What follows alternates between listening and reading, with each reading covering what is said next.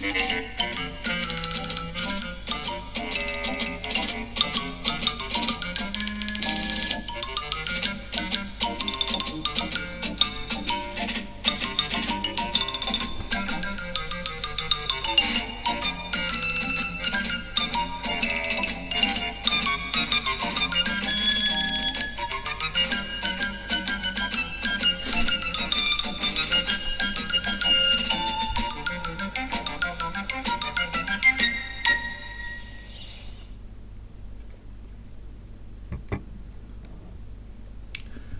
Countess of Chester Hospital was very busy this year, but it had a very bad year.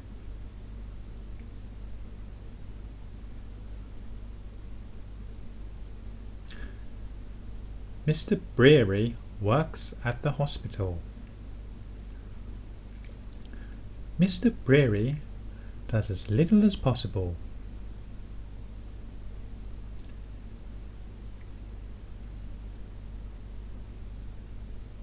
But when he must, he goes to work.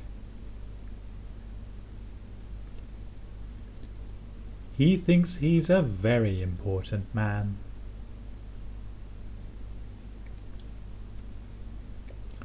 Mr. Brearey's record for doing ward rounds is looking very sorry for itself.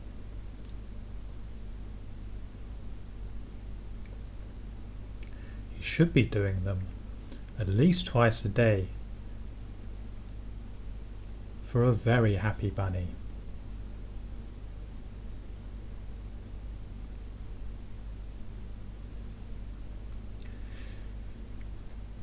He has a very important job. He should be taking care of all the babies and children. In his inbox, Ian Harvey pops out of nowhere and asks him to look at all the sick babies. Mr. Harvey instructs him to get to work with a thematic review to identify the problems in the hospital.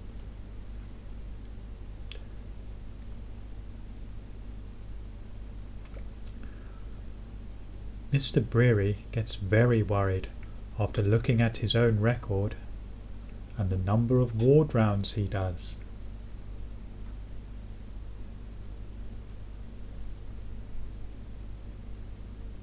He also has a lot of doctor friends and doesn't want to blame them.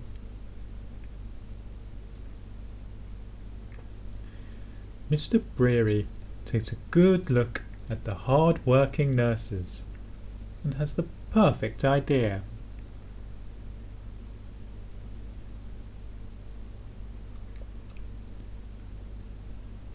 I'm bound to find a goat, a scapegoat, amongst all these staff.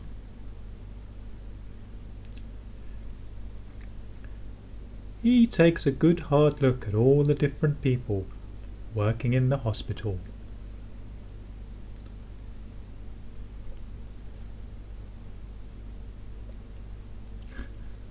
There's his good friend J.R.M, the parrot. He definitely doesn't want to get him into trouble.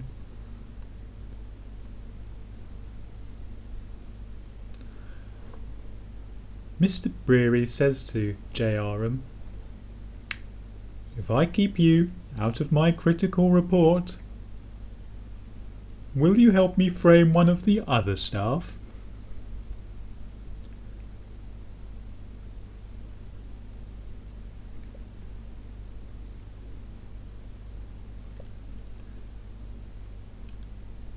"Excellent," says J.R.M.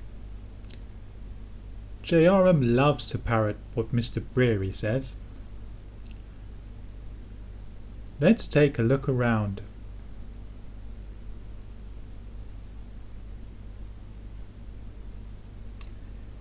Here's our goat. Our scapegoat. Scapegoat works long hours, more than any other staff.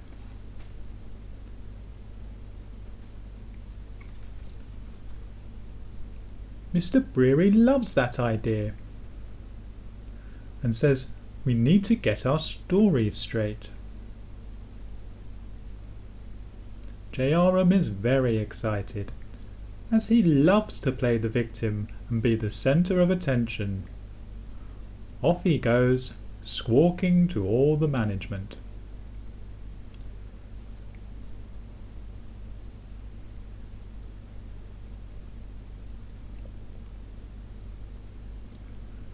The junior doctors were very happy to be out of trouble.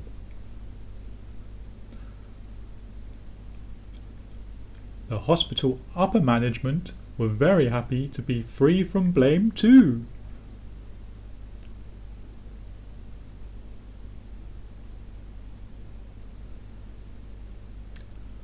The management looked on while Brearey and JRM ran to tell the townsfolk. Mr. Brearey thought nobody would see the wood for the trees. Mr. Brearey cried foul and said, "Panic, panic! There's a killer nurse on the loose!"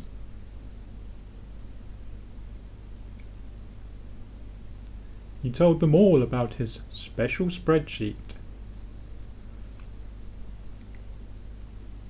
At first, nobody believed Mr. Brearey.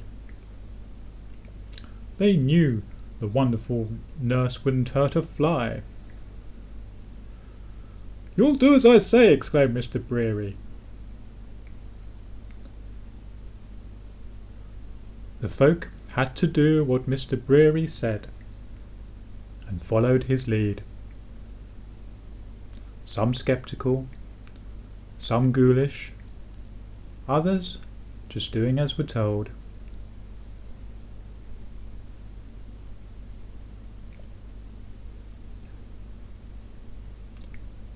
They all gasped when Mr. Brearey showed them his spreadsheet.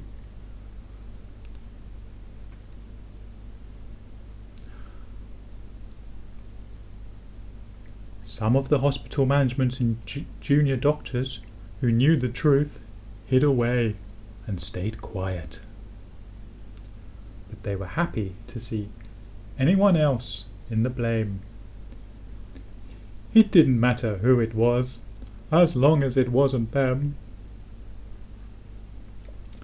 Many of the NHS team didn't believe Mr. Brearey at all, especially the other nurses, but they were silenced and put in their place, so couldn't do anything to help at all. Some of the management were very happy and grinned that all was working out well.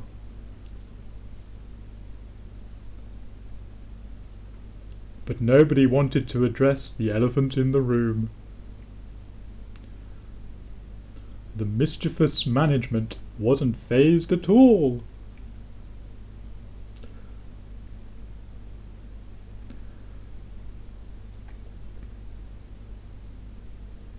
Mr. Brearey explains he and JRM the parrot will call the police, and you can all be free from trouble if you go along with me.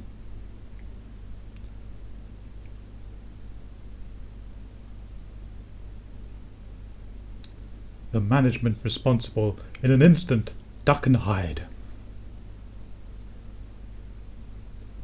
Everyone is happy. Business goes back to usual, and nobody is criticised.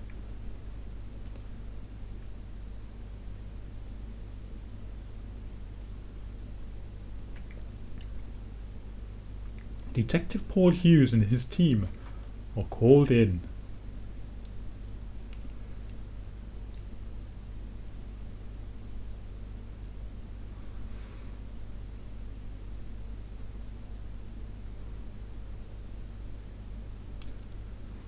They look high and dry for evidence, but find nothing at all.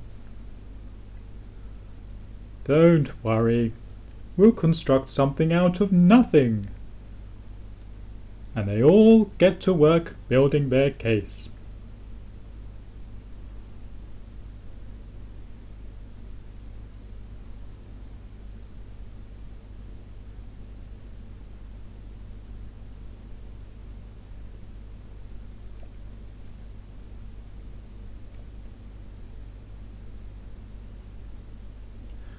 Mr. Harvey's email pops up again. He's very happy with Mr. Brearey and J.R.'em.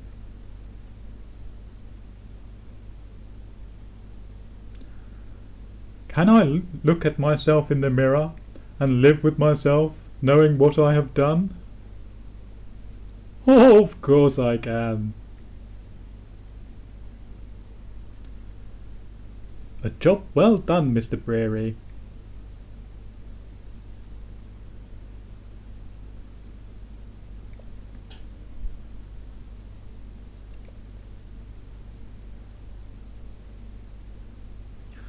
Now Mr. Brearey is a very happy bunny.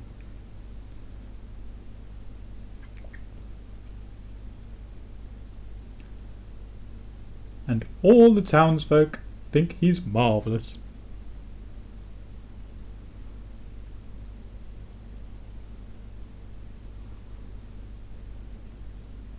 All Mr. Brearey has in the corner of his mind is